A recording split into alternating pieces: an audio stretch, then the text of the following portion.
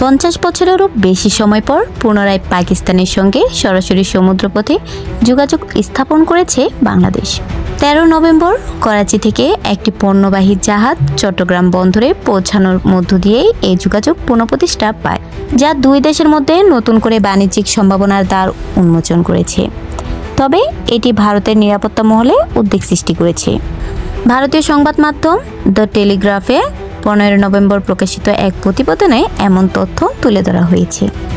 শেখ হাসিনার সরকারের পতনের পর বাংলাদেশে ডক্টর মোহাম্মদ ইউনূসের নেতৃত্বাধীন অন্তর্বর্তী সরকার ক্ষমতায় আসার সঙ্গে সঙ্গেই পাকিস্তানের সঙ্গে সম্পর্ক উন্নয়নে মনোযোগী হয়েছে। এই সমুদ্র যোগাযোগ স্থাপনের ঘটনাকে নতুন সরকারকে পাকিস্তানের সঙ্গে সম্পর্ক সুদৃঢ় করার প্রয়াস হিসেবে দেখা হচ্ছে। তবে ভারতের নিরাপত্তা বিশেষজ্ঞরা সতর্ক করেছেন যে চট্টগ্রাম ও মোংলা বন্দরে পাকিস্তানি জাহাজে নিয়মিত যাতায়াত হতে পারে মাদক বা অস্ত্র চোরাচালানের মাধ্যম। ভারত ও বাংলাদেশ এক সময়কার ঘনিষ্ঠ বন্ধু হলেও সাম্প্রতিক রাজনৈতিক পরিবর্তনের ফলে সম্পর্কের এক নতুন দিক উন্মোচিত হচ্ছে।